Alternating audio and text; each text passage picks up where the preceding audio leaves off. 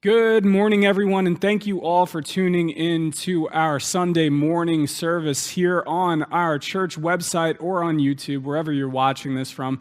Thank you so much for tuning in. We also have our in-person Sunday morning service that is potentially happening right now, but if not, that means we are all at home watching it because of the rain, and so thank you all for tuning in to this. Pastor Thorne is away. Him and his wife, and I think some of the family went away, and it's an exciting time for them. But it's an exciting time for me as well, because that means I have the ability to speak to you all in this way, which is super exciting for me. Hopefully it's exciting for you as well. If you were here last week, you would know that Pastor Thorne did a series titled Christian Strong. And last week we learned about what it means to be Christian strong. And if you've been in New York over the past 3 months, you've probably heard the theme, New York Strong. And New York Strong means that us New Yorkers, it's about how we all banded together and strengthened each other and worked together in order to overcome COVID-19. And the fact that we're able to have an outdoor service now means that we are well on our way to overcoming it as New Yorkers, and we are New York strong indeed. But last week, we learned about being Christian strong. We learned about what it means to get our strength through Christ and use that strength, not our own strength, but use Christ's strength in order to live a Christian life. And so throughout the week, I thought about this theme, and I thought about what I was going to speak to you all today. And I asked Pastor Thorne, I was like, Pastor, what I have planned kind of works well with that theme. Is it okay if I use that title today as well? And Pastor Thorne, obviously, being the type of guy that he is, said, sure, John, go ahead. And so here we are. We are in week number 2 of being Christian strong. And today, specifically, what we are going to be doing is we are going to be looking at the lives of 2 individuals. We're going to be looking at the lives of 2 individuals, and we're going to see exactly in what ways they are similar. We're going to see exactly what ways they are different. We're going to see what God has given them, what God has provided in their life to make them strong, and we're going to see how they use that. And so the first point that I want you all to see today is that our life is not solely defined. Let me stop there because I want to emphasize this word solely. Solely defined by what God has given us or by what we do. Let me repeat that one more time. Our life is not solely defined by what God has given us or by what we do. And remember, I said we are going to be looking at the lives of 2 individuals today. And those 2 individuals that we are going to be looking at are Samson versus Samuel. Now, when you're looking at these 2 guys, you may be thinking, well, there's really not too many similarities there, except in the Bible, they're pretty close to each other, and they both clearly start with the letter S. But really, if you look at these 2 individuals' lives, there is a ton that is in common between the 2. And so the first thing that we see that is in common between these 2 is that both men were born miraculously. Both men had miraculous births. And in Judges chapter 13, verses 2-3, we read, "Now, there was a certain man from Zorah, of the family of the Danites, whose name was Manoah. And his wife was barren and had no children. And the angel of the Lord appeared to the woman and said to her, 'Indeed now you are barren and have borne no children, but you shall conceive and bear a son.'" See, in the story of Samson's birth, we get this.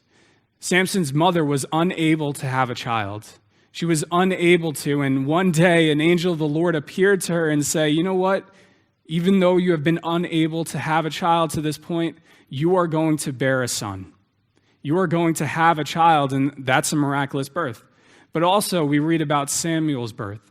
And in 1 Samuel chapter 1, verse 20, we read, "So it came to pass in the process of time that Hannah conceived and bore a son, and called his name Samuel, saying, 'Because I have asked for him from the Lord.'"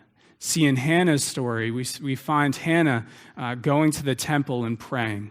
Hannah was unable to have a child, and she prays to the Lord, and she's sitting there praying on her knees, and all of a sudden the priest comes over to her, and the priest is like, "Woman, are you drunk? What are you doing?" And she's like, no, I'm praying. I'm praying for a son. And the priest is like, well, go on your way, and your prayer will be answered. And we see here that Hannah did conceive a son, and that son was Samuel. And she named him so because that means, because I have asked for him from the Lord. So both of these men were born miraculously. Both of them were born miraculously, but the similarities don't stop there because both men were under Nazarite vows. A Nazarite vow, if you don't know what that is, it's basically a dedication to the Lord. Kind of like what we have with dedicating our children, but even more extreme. It is the giving of your child to the Lord, or the giving of yourself to the Lord. And what you did in order to show that is you wouldn't shave your head, you wouldn't touch any unclean thing or dead thing, and you wouldn't drink alcohol. We see both men were under this Nazarite vow. In Judges 13:5, we read, "For behold, you shall conceive and bear a son, and no razor shall come upon his head, for the child shall be a Nazarite to God from the womb. And he shall begin to deliver Israel out of the hands of the Philistines." And so when that angel of the Lord appeared to Samson's mother, he told her that she was going to not only have a son, but she was going to raise that son as a Nazarite.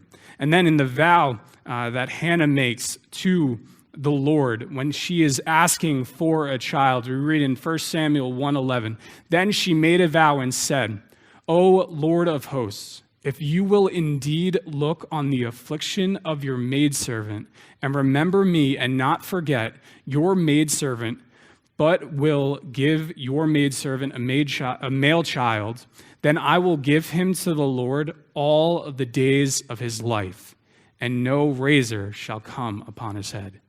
See, that meant when she asked for the Lord and made that vow and said that no razor shall come upon his head, that meant that she was giving her son to the Lord, and she was going to push him and have him live his life under that Nazarite vow as well. So both men were born miraculously. Both men were under a Nazarite vow. But third, and finally, we see that both men were judges over Israel. Both men were judges over Israel. And in Israel's history over this time before the monarchy of Israel, before they had a king, they had what were known as these judges. And these judges, recorded in the book of Judges and then also in 1 Samuel, they were responsible for judging over Israel. They were responsible for leading Israel. In some cases, they were leading their armies. In other cases, they were leading them spiritually. And these guys were responsible with guiding them and making sure that they were doing what the Lord wanted them to do. Because a lot of times what Israel would do during this period is they would do what was right in their own eyes.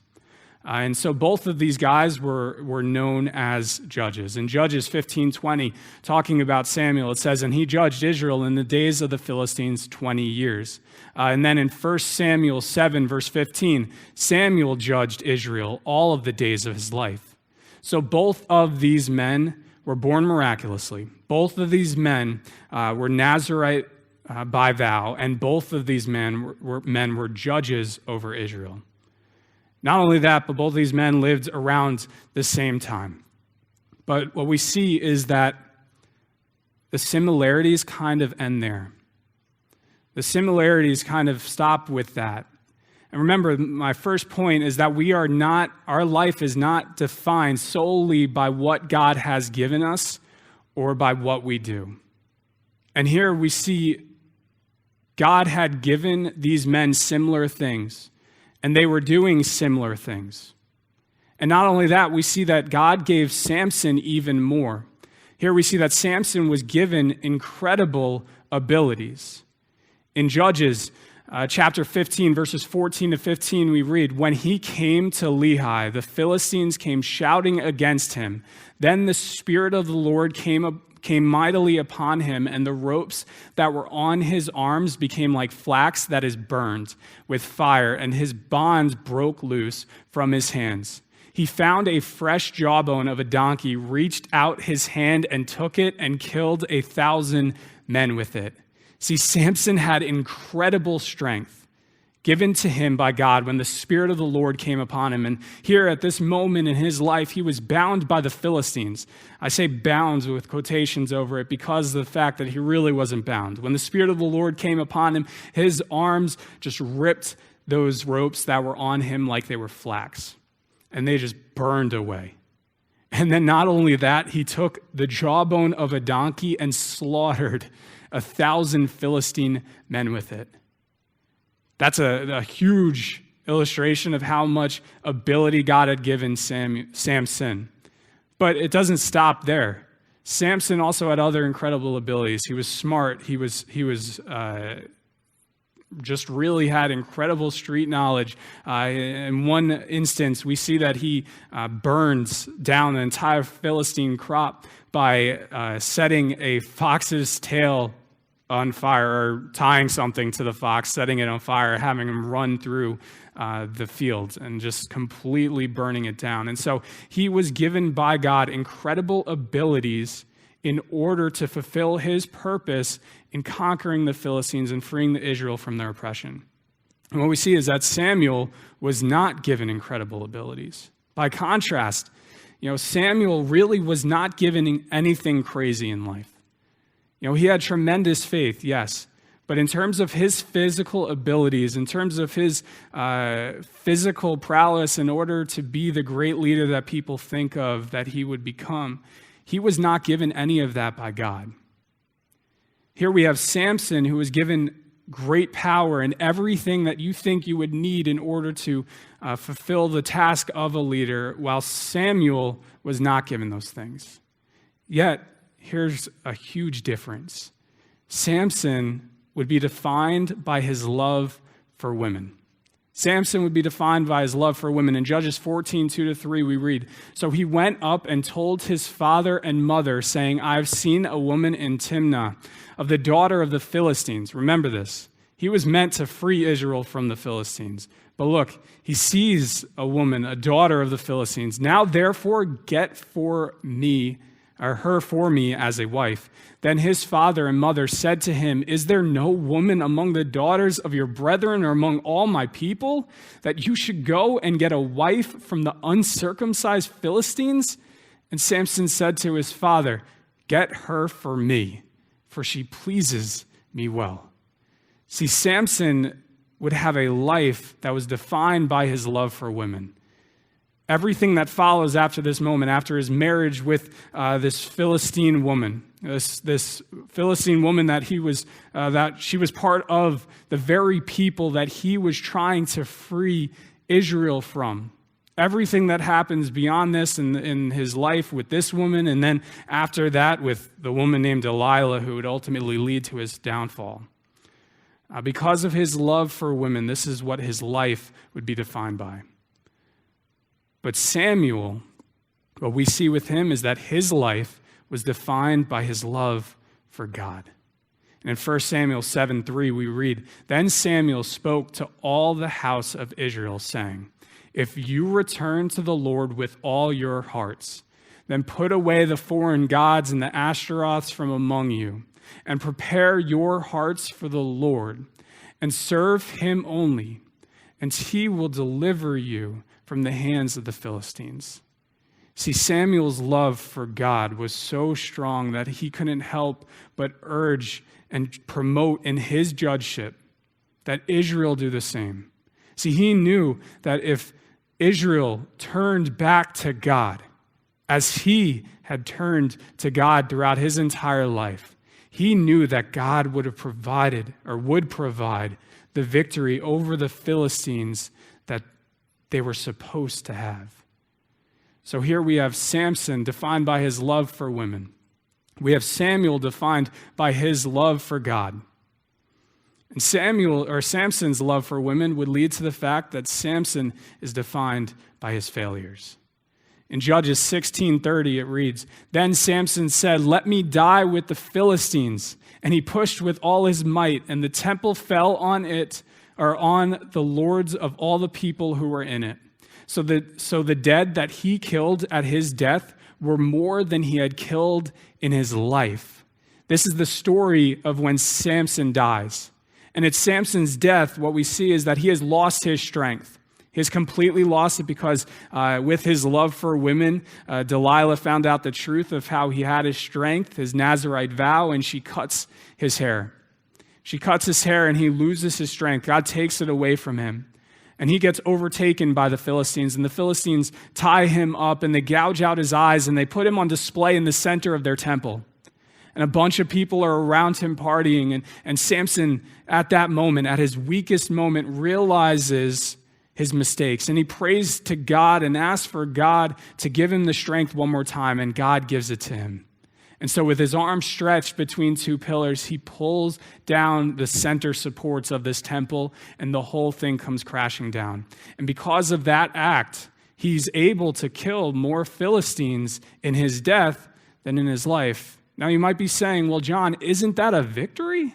Right? Isn't that a great thing? See, I look at that and I say, no, it's really not. Because here's Samson. Right? He had so much going for him. God had given him so much in life.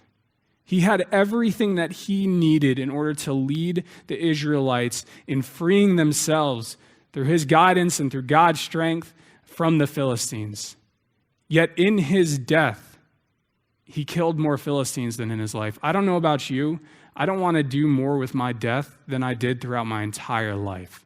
Your death is one moment. Your entire life is the life that God has given you. I want to do more in my life than I can accomplish at my death. And so what we see by comparison is that Samuel is defined by his successes as God's prophet.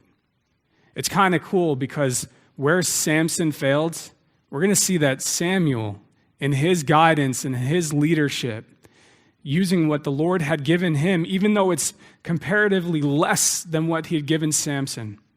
We see that Samuel is going to accomplish what God wanted Samson to do. Because what we're about to read is the story of David. And you may know this, you may not know this, but Samuel in his life and being led by God would ultimately go and he would choose David as the rightful king of Israel. And he would anoint him, and he would raise up David as the king. And in 2 Samuel 8:1, we read this about David. After this, it came to pass that David attacked the Philistines and subdued them. And David took Metheg-ammah from the hands of the Philistines. So where Samson failed, Samuel's leadership would ultimately raise up David to the point where they would accomplish what God wanted them to do in overcoming the Philistines. See, one brought peace, and one died without it. There's kind of a cool thing that we read in the story of Samson and Judges. Normally, what would happen is, as a judge would be raised and he would free the people from their oppressors, Israel would go through a time of peace. It would say, and so-and-so reigns and judged Israel for X number of years. And there was X number of days of peace or years of peace after his death. Yet with Samson's death, we never see that. We never see that time of peace after his judgeship.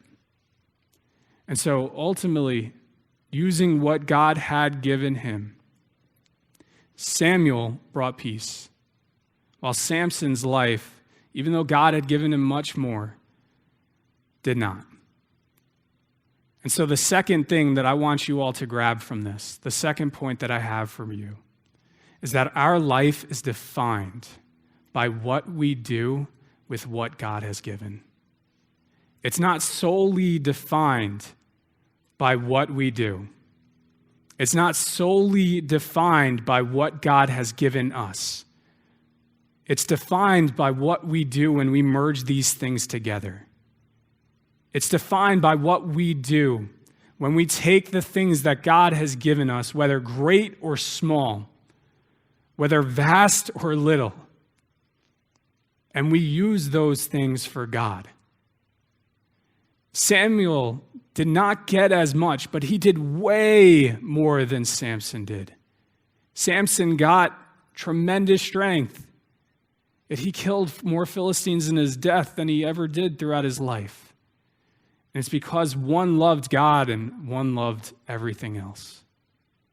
And so in the story of this parable that Jesus tells us in Luke chapter 12, there's this parable where this master goes away and the servants are left at home. And throughout this parable, what we see is that those who lived their life looking for the master's return were blessed, while that those that did not live their life looking for the master's return, they were not. And it's because while they saw their master gone, they took that time to party and drink and do whatever they want. And so that when the master returned home, he saw them in their failure. They had taken the time that they had to look over their house, and they used it incorrectly. And in Luke 12:48, second half of that verse, we read this: "For everyone to whom much is given, from him much will be required. And to whom much has been committed, of him they will ask the more." See, God gives us great things in this life. God gives us the ability to do everything that it is that he asks for us.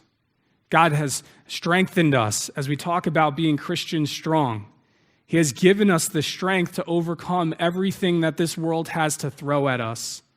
And yet sometimes we take those situations and we don't use them for God. Sometimes we take those characteristics or those characters or those purposes that God has given us in this life, and we waste them like Samson did. And so ask yourself, what has God given me to be used for him? What has God given me to be used for him? What has God given you to be used for him? And take inventory of that. We all, if you're a believer in Jesus, you have salvation. You have freedom from the bondage of sin. But individually, God gives us talents and purposes in this life that we are to use for him. And we can choose, like the servants who just decided to party, or like Samson, who was defined by his love for women and his failures. We can choose to live our life like that and use what God has given us for those things. Or we can be like Samuel, or the ones who took what they were given and did what was much required of them and live for God. Let me remind you all, be Christian strong. Right? Use what God has given you, the strength that God gives you for him. Thank you all for tuning in today. I hope this was a awesome reminder for you all, or maybe something that you've just heard for the first time and is something that you can learn from. If you are not a believer in Jesus Christ, let me just say this one thing. You cannot be Christian strong without being a believer in him. And you can't start to truly live this life with purpose without Jesus. And the best way to do that is by today, in this moment, while you are watching this, just repent of your sins. Repent of not using your life for God to this point. Ask Jesus to come into your life and to be your Savior. Thank him for dying on the cross so that you can start living for him. And I hope you will do that today. But for everyone else, thank you all for tuning in. We are going to continue on with this format as long as we have to. And hopefully we're able to meet on this hopefully beautiful Sunday morning. But if not, if you're watching this, next week, if it is sunny again, Pastor will be back and he'll be outside preaching as long as we're not back in the building. If some crazy things happen and we're allowed back in. Who knows, though? I really don't. But if we are, we'll see you guys next Sunday outside, or we'll see you online in this format once again. Thank you all. Bye.